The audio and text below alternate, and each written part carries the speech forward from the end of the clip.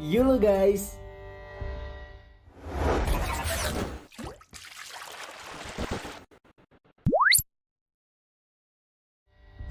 Katanya negara Malaysia adalah musuh bebuyutan Indonesia.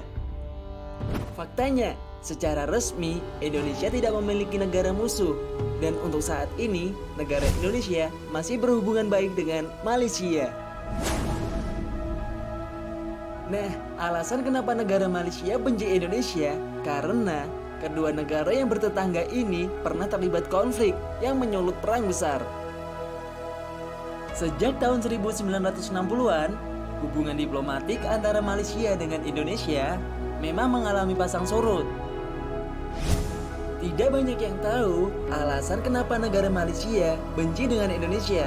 Nah, yaitu dikarenakan adanya luka masa lalu.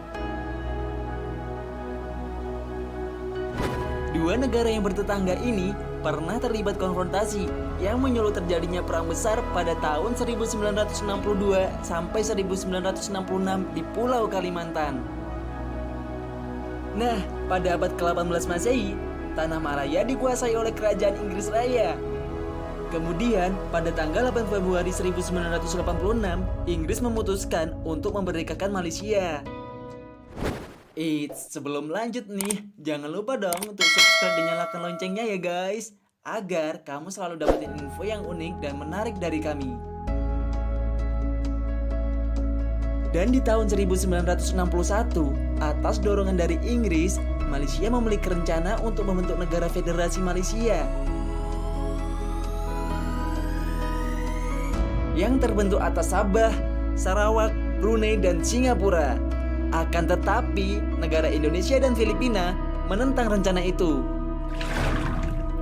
Soekarno berpendapat negara federasi Malaysia adalah neokolonialisme Inggris. Ia khawatir nantinya akan digunakan sebagai pangkalan militer di Asia Tenggara, sehingga dapat mengganggu stabilitas dan keamanan nasional. Sedangkan Filipina menolak karena Sabah yang akan menjadi bagian dari federasi merupakan milik Kesultanan Sulu yang disewakan kepada Inggris.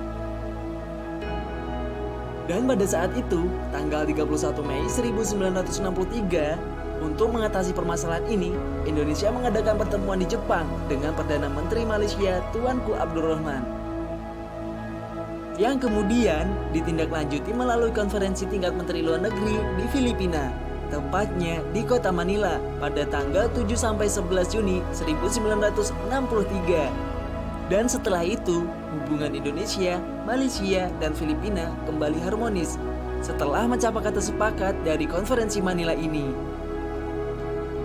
Akan tetapi, tiba-tiba Malaysia melanggar konferensi Manila ini karena Malaysia lebih memilih menandatangani naskah pembentukan negara federasi dengan Inggris. Masalah ini berlanjut ke tingkat PBB. Sekretariat Jenderal PBB membentuk tim penyelidik pada Agustus 1963. Dan pada saat itu, penyelidikan PBB belum selesai. Malaysia justru memproklamirkan negara federasi Malaysia pada tanggal 16 September 1963. Akhirnya, negara Indonesia dan Filipina murka. Hubungan diplomatik terputus, serta unjuk rasa besar-besaran terjadi di Malaysia dan Indonesia. Di Kuala Lumpur, mereka menyerbu kantor kedutaan RI dengan membawa foto Soekarno dan lambang Garuda untuk dirobek serta diinjak-injak. Dan pada tanggal 20 Januari 1964, Indonesia mengambil sikap bermusuhan. Serta pada tanggal 3 Mei 1964, Soekarno mengumumkan Perintah Dwi Komando Rakyat atau disebutnya Dwi Kora yang berisikan 1. Pertinggi ketahanan revolusi Indonesia. 2. Bantu perjuangan revolusioner rakyat Malaya, Singapura, Sarawak, dan Sabah untuk menghancurkan Malaysia. Pada saat itu, pertempuran terus berlangsung sengit. Januari 1965, negara Australia mengirim pasukan ke Kalimantan untuk membantu Malaysia. Sekitar 14.000 tentara Inggris dan Australia terlibat melawan Indonesia. Pada 1 Juli 1965, 5.000 pasukan Indonesia menyerbu Angkatan Laut Malaysia di kota Somborna. Akan tetapi penyerangan ini gagal. Pertempuran ini dikenal sebagai pengepungan 68 hari oleh Malaysia. Pada akhir 1965, setelah tragedi Gerakan 30 September, Jenderal Soeharto diangkat menjadi Presiden Indonesia. Perang dengan Malaysia pun akhirnya mereda. Dan pada tanggal 28 Mei 1966 di konferensi Bangkok, Malaysia dan Indonesia mengumumkan menyelesaikan konflik antar kedua negara.